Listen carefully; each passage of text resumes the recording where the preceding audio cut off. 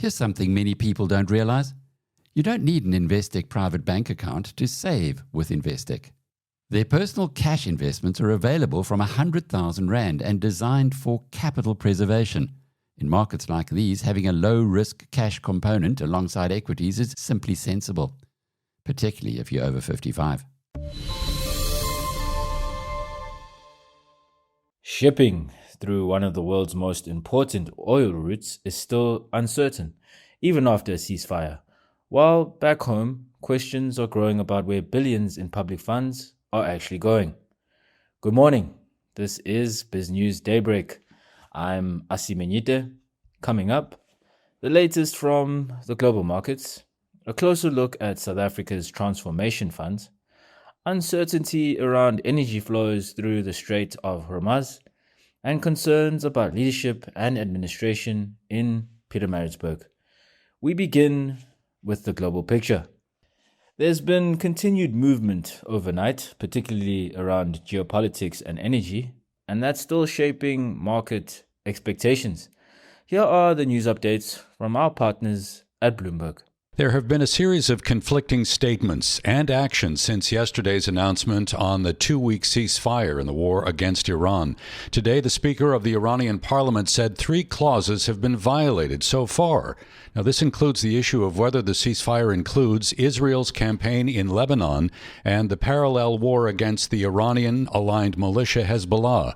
Now, mediator Pakistan and Iran have insisted the deal covers Lebanon. However, Israeli Prime Minister Benjamin Netanyahu and President Trump disagreed. At the same time, the White House said the U.S. will be holding direct talks with Iran in Pakistan over the weekend. Vice President J.D. Vance will lead the U.S. delegation. Earlier, Vance said Israel may scale down its attacks in Lebanon. The Israelis, as I understand it, have actually offered to be, frankly, to check themselves a little bit in Lebanon because they want to make sure that our negotiation is successful. Meantime, Iran's semi-official Fars news agency reports oil tanker traffic through the Strait of Hormuz was halted after Israeli strikes. However, White House Press Secretary Caroline Leavitt countered that claim. This is a case of what they're saying publicly is different privately. We have seen an uptick of traffic in the Strait today, and I will reiterate the president's expectation and demand that the Strait of Hormuz is reopened immediately, quickly, and safely. That is his expectation. It has been relayed to him privately that is what's taking place, and these reports publicly are false. White House Press Secretary Caroline Leavitt. Earlier in the day, Defense Secretary Pete Hegseth said U.S. service members are not leaving the region. We'll be hanging around. We're not going anywhere. We're going to make sure Iran complies with this ceasefire and then ultimately comes to the table and makes a deal. So we'll stay put, stay ready, stay vigilant. Defense Secretary Pete Hegseth. Today, NATO Secretary General Mark Rutte met behind closed doors with President Trump. Now, ahead of the meeting, Trump said NATO was tested and failed during the period of the U.S.-Israeli war against Iran. After the meeting, Rutte said Trump expressed disappointment with the alliance. Here is Rutte speaking to CNN. Some of them, yes, but a large majority of European countries, and that's what we discussed today, have done what they promised before in a case like this because they know that when it comes to NATO, it's there to protect the United States because the US needs a secure Atlantic and a secure Arctic and a secure Europe to stay safe here, the US mainland. But it is also there to make sure that, of course, Europe is safe. That was NATO Secretary General Mark Rutte speaking to CNN. Later, in a post on Truth Social, President Trump said NATO won't be there if the U.S. needs them again. The FBI has arrested a former U.S. military employee for leaking classified information to a member of the media. The Department of Justice said Courtney Williams was indicted on charges of disclosing classified material. Now, this indictment did not appear to be related to any investigation regarding the recent rescue efforts of 2 American airmen in Iran. Minutes of the last Fed meeting show a growing number of officials were worried that the Iran war could further stoke inflation, and officials wanted to make clear that the Fed may have to consider raising interest rates. Here is Bloomberg's Michael McKee. Most participants raised the concern that a protracted war could lead to further softening of labor markets, which would warrant additional rate cuts. But many participants pointed to the risk of inflation remaining elevated for longer than expected, which, quote, could call for rate increases. The vast majority of participants noted that progress toward the committee's 2% objective could be slower than previously expected. That is Bloomberg's Michael McKee. Now, back home, attention is turning to the scale and visibility of South Africa's transformation funds. At the BizNews conference, Donald McKay, CEO of XA Global Trade Advisors, raises concerns about how much money is being directed into these funds and how little clarity there is around where it ultimately ends up. The issue here isn't just funding, it's oversight. Here's Donald McKay. 40 transformation funds. How much money is going into those? So it's actually really hard to find out. That's an incredibly painful process to try to get even the value in one fund. But I can tell you the localization support fund, over $1 billion has gone in. We don't know where it's gone. If you take the Black Industrialist Fund, 40-something billion has been dispersed from the fund. And no one knows exactly what the return on that investment is. The current transformation fund, Vodacom just kindly, voluntarily, of course, donated 400 million to the fund. It's even the automotive fund is 200 million a year going into there. So we don't know how much is going in, and it's not published in one place. Do we know anything about where it's going to? You said 40 billion has been dispersed from the Black Industrialists. I thought that was the one another 100 billion is going to be put in of our tax money. So there are these 40 slush funds, let's put it differently, that are being funded by government and by us, taxpayers. And we don't know, nobody seems to know, excepting whom, and that's what I have to ask you, who is making the disbursements and who knows where that money is going to? Well, so you should be sure to ask John Steenhuisen, because a huge chunk of them sit in Department of Agriculture. And so I suggest all of us ask Mr. Steenhuisen where that money goes to. But it's certainly not only there. The problem is it's almost impossible to tell where the money goes because nothing is published about these funds. So we know they exist, but we don't know what happens inside of them at all. This is my guess, but I think what is happening is Treasury are increasingly reluctant to fund many of the programs that the different ministers want to carry out. And so they've created an alternative stream of funding, much like Donald Trump did in the US with these tariffs. So the problem with this sort of program is it isn't obviously visible anywhere.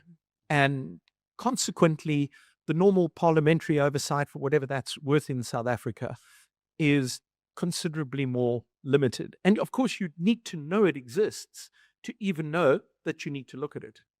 Staying with energy, the situation in the Strait of Hormuz remains uncertain, even after a recent ceasefire between the United States and Iran, which was meant to stabilize the region and reopen shipping routes. Markets are beginning to price in a return to normal flows, but on the ground, there are still real concerns about security, timing, and how quickly exports can resume. Here's the latest from Bloomberg. It remains very unclear, I think, to a lot of us what exactly the situation is in the Strait of Hormuz right now, whether or not vessels are able to transit it safely. Amid this uncertainty, is there a real effort happening to get any kind of energy product through at this time, or is it still a wait-and-watch approach? Thank you, Kelly, for having me. And I think it's all about the Strait of Hormuz right now. Many market participants are wondering what a full reopening can mean, or is it going to be a limited reopening and still Iran filtering through the transits? Specifically for LNG tankers, for instance, Qatar tried over the weekend to pass two cargoes and rerouted and turn around because it's unclear what happened.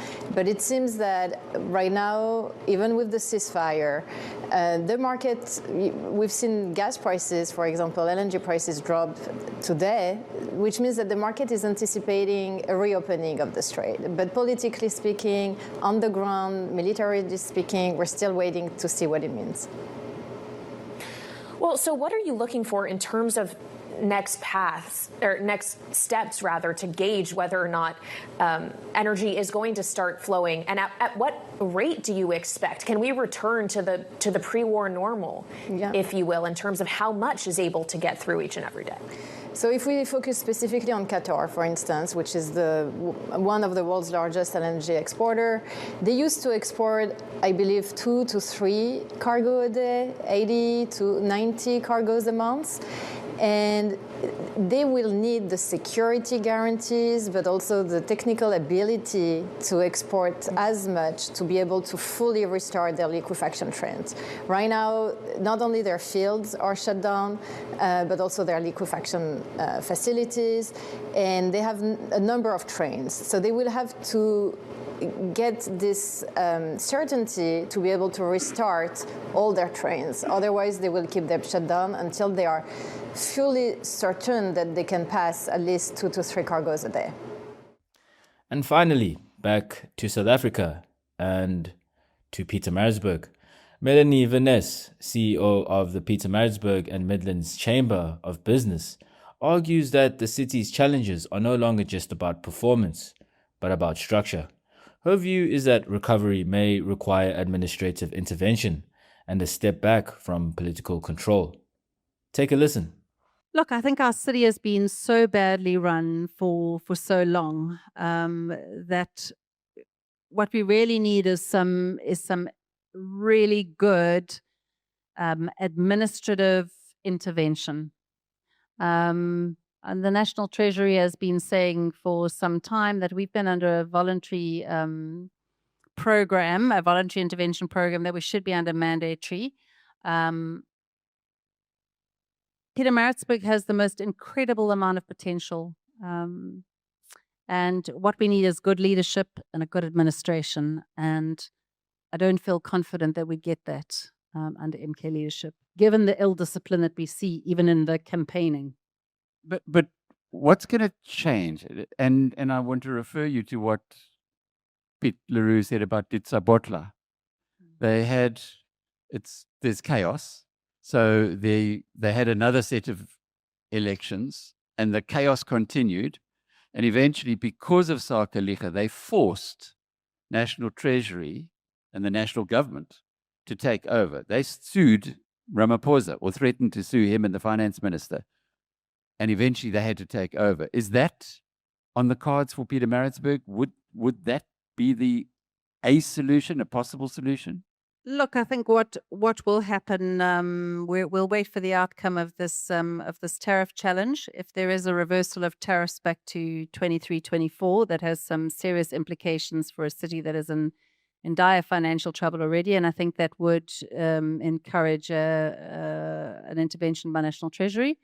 If it doesn't, then we're going to have to go back to the drawing board. I mean, people that live in Pietermaritzburg and invest their all in their businesses and their homes are passionate about our city, and we will step up and do what needs to be done in order to ensure that we have a future. We sometimes see the world as we want it to be rather than what it really is. And that's where I'm getting to. Where's the solution here?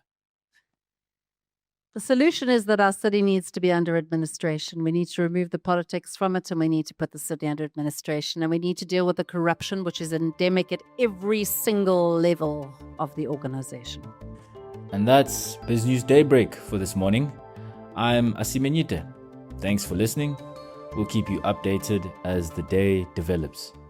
Cheers. When it comes to savings, we spend a lot of time discussing returns and interest rates, but not enough time asking why we're saving in the first place. That's the thinking behind Investec's #What'sYourWhy campaign that's been running. If your goal is stability or peace of mind, their personal cash investment is accessible from 100,000 Rand, and you don't need to bank with them.